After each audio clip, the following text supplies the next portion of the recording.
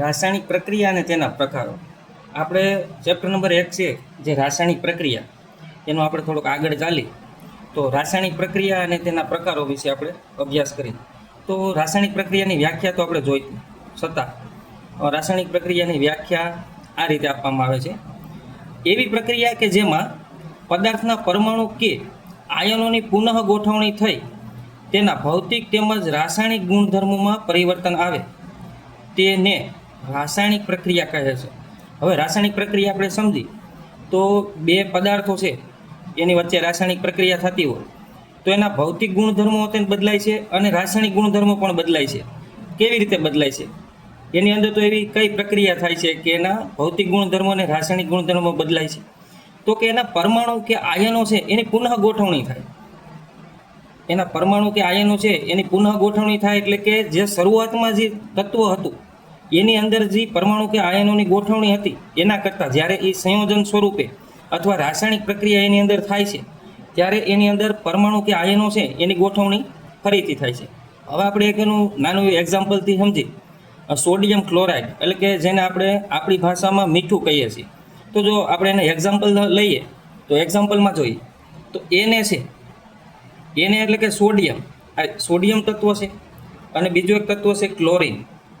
બરોબર, તો આની અંદર જે પરમાણુની રચના છે એ ક્લોરિન ક્લોરિન હશે, આની અંદર સોડિયમ સોડિયમ હશે.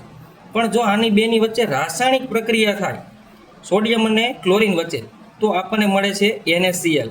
હવે આના પરમાણુની રચના છે એ NaCl સ્વરૂપની ફેરફાર થાય છે. આમાં Na છે, આમાં Cl છે, પણ સોડિયમ ક્લોરાઇડ આ બે વચ્ચે રાસાયણિક પ્રક્રિયા થઈને જે નવી નિપજ બને છે અથવા જે નવો પદાર્થ બને છે એની અંદર પરમાણુની રચના છે એ સોડિયમ ક્લોરાઇડ એટલે કે Na સ્વરૂપે મળે છે. અથવા એના આયનોની પણ ગોઠવણીમાં બદલાવ આવે છે. જેમ કે અહીંયા સોડિયમ છે તો એમાં Na પ્લસ આયન છે અને ક્લોરિનમાં આપણને Cl માઇનસ આયન મળે, તો બંને જોડાય અને NaCl બને છે. તો રાસાયણિક પ્રક્રિયામાં એવું થાય છે કે આયનો અને એના પરમાણુ છે એની ગોઠવણી ફરીથી થાય છે અને રાસાયણિક પ્રક્રિયા થાય છે. તો વ્યાખ્યામાં જેમ છે કે આ એવી પ્રક્રિયા કે જેમાં પદાર્થના પરમાણુ કે આયનો છે એની પુનઃ ગોઠવણી થાય છે અને આ પુનઃ ગોઠવણીને લીધે તેના ભૌતિક અને રાસાયણિક ગુણધર્મોમાં પરિવર્તન આવે છે. પરિવર્તન આવવું એટલે બદલાય છે, તો તેને રાસાયણિક પ્રક્રિયા કહે છે. હવે રાસાયણિક પ્રક્રિયા ઘણી વખત એવું બને છે કે રાસાયણિક પ્રક્રિયા છે કોઈ ચોક્કસ પરિસ્થિતિમાં, કોઈ ચોક્કસ તાપમાને, કોઈ ચોક્કસ દબાણે અથવા કોઈ ખાસ ઉદ્દીપકની હાજરીમાં રાસાયણિક પ્રક્રિયા થતી હોય તો આપણે રાસાયણિક પ્રક્રિયાને એ ઉદ્દીપક છે એ કોઈ ચોક્કસ પરિસ્થિતિ છે એને કેવી રીતે દર્શાવી? તો અહીંયા જોઈએ આપણે તો કેટલીક વખત પ્રક્રિયકો માટે કોઈ પરિસ્થિતિઓ જેવી કે તાપમાન છે, દબાણ છે, ઉદ્દીપક છે વગેરે સમીકરણમાં તીરની નિશાનીની ઉપર અથવા નીચે દર્શાવવામાં આવે છે. એનું આપણે એક્ઝામ્પલ લઈ તો કાર્બન મોનોક્સાઇડ CO એટલે કાર્બન મોનોક્સાઇડ અને હાઇડ્રોજન વચ્ચે રાસાયણિક પ્રક્રિયા 340 વાતાવરણ દબાણે કરવામાં આવે તો આપણને મિથેનોલ મળે છે. તો મિથેનોલ મળે છે તો આ રાસાયણિક પ્રક્રિયાની અંદર કોઈ એક ખાસ વાતાવરણના દબાણની જરૂર પડે છે તો એને આપણે સમીકરણ છે તીરની નિશાની વડે જે સમીકરણ આપણે દર્શાવેલું છે એની ઉપર અથવા એની નીચે લખવામાં આવે છે. જો આ ખાસ ધ્યાન રાખવું. અથવા આપણે એનું બીજું એક્ઝામ્પલ લઈએ જે મોસ્ટ IMP છે. આ બીજું કાંઈ નથી, વનસ્પતિમાં થતી પ્રકાશ સંશ્લેષણની પ્રક્રિયા છે. 6CO2 6 કાર્બનના અણુઓ અને 12 પાણીના અણુઓ સૂર્યપ્રકાશની હાજરીમાં અને ક્લોરોફિલ રંજક દ્રવ્યને લીધે સૂર્યપ્રકાશની હાજરીમાં ક્લોરોફિલ રંજક દ્રવ્યને લીધે વનસ્પતિ છે એ કાર્બન ડાયોક્સાઇડ અને પાણીનો ઉપયોગ કરી અને ગ્લુકોઝનો અણુ બનાવે છે. તો આ એક ખાસ પ્રકારની રાસાયણિક પ્રક્રિયામાં સૂર્યપ્રકાશની હાજરી અનિવાર્ય છે અને ક્લોરોફિલ રંજક દ્રવ્ય પણ હોવું જોઈએ. તો જે આ વધારાની વસ્તુઓ છે, ક્લોરોફિલ છે એ ઉદ્દીપક તો ન કહેવાય, એની જરૂર પડે જ છે. તો આવી રીતે આ કોઈ ખાસ પરિસ્થિતિની અંદર રાસાયણિક પ્રક્રિયા થાય છે તો એ પરિસ્થિતિઓ કઈ હોય અને એમાં શેની જરૂર પડે છે એ આપણે તીરની નિશાની વડે દર્શાવવામાં આવે છે. હવે ખાસ આપણે રાસાયણિક પ્રક્રિયાઓ છે એના પ્રકાર વિશે આપણે સ્ટેપ બાય સ્ટેપ સમજવાનું છે. રાસાયણિક પ્રક્રિયા આપણે સમજી લીધી કે કોઈ પદાર્થ છે એના પરમાણુ કે આયનો છે એની પુનઃ ગોઠવણી થઈ અને જે નવો પદાર્થ બને છે એના ભૌતિક અને રાસાયણિક ગુણધર્મોમાં પરિવર્તન આવે છે અથવા બદલાય છે, એને રાસાયણિક પ્રક્રિયા કહેવાય. બીજું આપણે જોયું કે ભાઈ કોઈ રાસાયણિક પ્રક્રિયા અમુક ખાસ પરિસ્થિતિમાં બનતી હોય, એ રાસાયણિક પ્રક્રિયા અમુક ખાસ પરિસ્થિતિની અંદર જ બનતી હોય તો એવો કોઈ તાપમાન છે, દબાણ છે, ઉદ્દીપક છે, તો એને તીરની નિશાનીની ઉપર અથવા નીચે દર્શાવવામાં આવે છે. હવે આપણે જોઈએ તો કે રાસાયણિક પ્રક્રિયાના પ્રકાર. જો રાસાયણિક પ્રક્રિયાના ઘણા બધા પ્રકાર છે, આપણે સ્ટેપ બાય સ્ટેપ એક પ્રકાર સમજશું. તો રાસાયણિક પ્રક્રિયાના પ્રકાર જોઈએ. આપણે જાણીએ છીએ કે કોઈ તત્વના પરમાણુનું રૂપાંતર અન્ય તત્વોના પરમાણુમાં થતું નથી તથા પરમાણુ મિશ્રણમાંથી અદૃશ્ય અથવા બહારથી દાખલ થતો નથી. જો અદૃશ્ય થતો નથી એટલે વયો નથી જતો અને બહારથી દાખલ નથી થતો. આ આપણે એક જોયું તો આગળના ભાગમાં આપણે જોયું તો દળ સંચયનો નિયમ, કે ભાઈ દળ સંચયના નિયમમાં મેં તમને કીધું હતું કે કોઈ રાસાયણિક પ્રક્રિયા થાય એની અંદરથી કોઈ પરમાણુ છે એ બહારથી દાખલ થતો નથી અથવા એનું દળ છે એ પ્રક્રિયકોનો દળ અને નિપજના દળ બંને સમાન હોય છે. એ દળ સંચયનો નિયમ હતો. તો રાસાયણિક પ્રક્રિયામાં પહેલાં આપણે ખાસ સમજીએ કે જો કોઈ બે પદાર્થ વચ્ચે રાસાયણિક પ્રક્રિયા થાય છે તો એ તત્વો છે અથવા જે પદાર્થ છે એના પરમાણુ છે એ રાસાયણિક પ્રક્રિયા દરમિયાન અંદરથી બહાર નથી વયા જતા અથવા બહારથી અંદર આવતા નથી. એ આપણે જાણીએ છીએ. તો રાસાયણિક પ્રક્રિયામાં છે હું તો કે રાસાયણિક પ્રક્રિયામાં પરમાણુઓ વચ્ચે બંધો તૂટીને અથવા નવો બંધ બનીને નવો પદાર્થમાં ઉદ્ભવે છે અથવા પરિવર્તન પામે છે. રાસાયણિક પ્રક્રિયામાં થાય છે હું તો કે રાસાયણિક પ્રક્રિયામાં કાં પરમાણુ વચ્ચે નવા બંધો બને છે અથવા પરમાણુ વચ્ચે નવા બંધો છે એ તૂટે છે, બંધો એના તૂટે છે. આવી રીતે રાસાયણિક પ્રક્રિયા થાય છે. તો રાસાયણિક પ્રક્રિયામાં પરમાણુ વચ્ચે બંધો તૂટીને તેમજ નવા બંધો બનીને નવો પદાર્થ ઉદ્ભવે છે. આવી રીતે રાસાયણિક પ્રક્રિયા થાય છે. રાસાયણિક પ્રક્રિયાની આપણે પહેલી જ પ્રક્રિયા જોઈએ તો એ છે સંયોગીકરણ પ્રક્રિયા. સંયોગીકરણ પ્રક્રિયાની અંદર શું છે? જો હવે સંયોગીકરણ પ્રક્રિયામાં તમને આઈએમપી કહી દઉં કે ભાઈ આ પ્રશ્ન છે, આ પ્રશ્નની અંદરથી આપણને કેવી વસ્તુ પૂછાય તો કે પરીક્ષામાં ઘણીવાર પૂછાણું છે કે સંયોગીકરણ પ્રક્રિયાની વ્યાખ્યા આપો, અથવા આપણને 2 માર્કમાં પૂછે કે સંયોગીકરણ પ્રક્રિયા સમજાવો. તો પરીક્ષામાં આપણે શું કરવાનું, એક વ્યાખ્યા લખી નાખવાની, એક આપણે નાનું એવું એક્ઝામ્પલ છે એ આપી દેવાનું, અને એક કોઈ રાસાયણિક સૂત્ર તમને યાદ હોય તો એ રાસાયણિક સૂત્ર, આ 3 વસ્તુ લખો એટલે તમને 2 માર્ક કન્ફર્મ થઈ જાય. તો રાસાયણિક પ્રક્રિયામાં સંયોગીકરણ પ્રક્રિયાની વ્યાખ્યા એકદમ સિમ્પલ છે કે જે રાસાયણિક પ્રક્રિયામાં 2 કે તેથી વધુ પ્રક્રિયકોમાંથી એક જ નિપજનું નિર્માણ થાય તેને સંયોગીકરણ પ્રક્રિયા કહે છે. જો સંયોગીકરણની વ્યાખ્યા છે ને એના નામ ઉપર છે.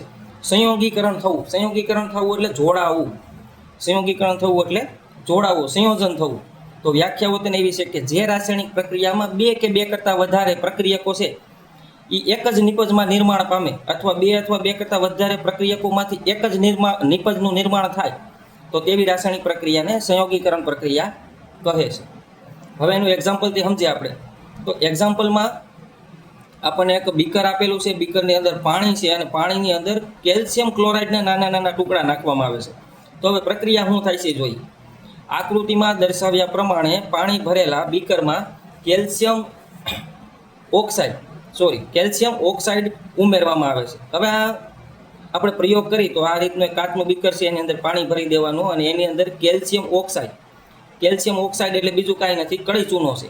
આપણે જે કાલ વાત કરી હતી કે રાસાયણિક પ્રક્રિયામાં ઉષ્મા ઉત્પન્ન મુક્ત થાય તો આ એક ઈ જ છે. તો કેલ્શિયમ ઓક્સાઇડ છે એ આપણે પાણીની અંદર નાખી દેવાનું છે. કેલ્શિયમ ઓક્સાઇડના ટુકડા તમે જેવા પાણીની અંદર નાખશો તો શું થાય તો કે કેલ્શિયમ ઓક્સાઇડ ખૂબ જ જોરથી પાણી સાથે પ્રક્રિયા કરી પુષ્કળ પ્રમાણમાં ઉષ્મા ઉત્પન્ન કરે છે. એટલે જેવા તમે કેલ્શિયમ ઓક્સાઇડના ટુકડા પાણીની અંદર નાખશો એટલે પાણીનું ટેમ્પરેચર છે, પાણીનું તાપમાન છે એ ધીમે ધીમે વધવા માંડે છે અને રાસાયણિક પ્રક્રિયા થાય છે.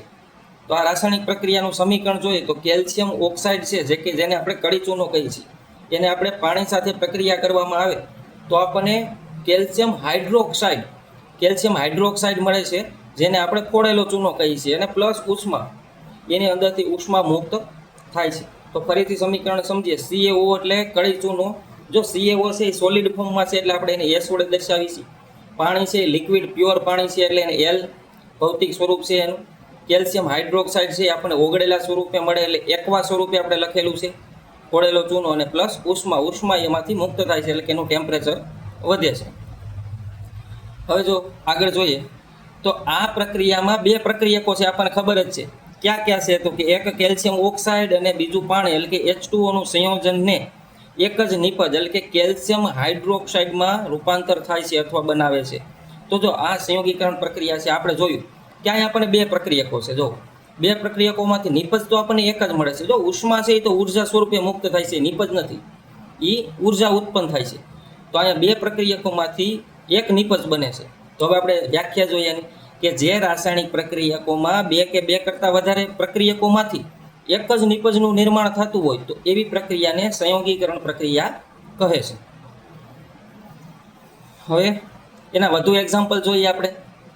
જો સિમ્પલ એક્ઝામ્પલ છે પરીક્ષામાં પૂછાય તો તમને કદાચ કેલ્શિયમ ઓક્સાઇડનું એક્ઝામ્પલ ન આવડે તો કોલસાનું એક્ઝામ્પલ પણ તમે લખી શકો કે કોલસાનું એક્ઝામ્પલમાં શું છે તો કે કોલસાને હવામાં સળગાવવામાં આવે.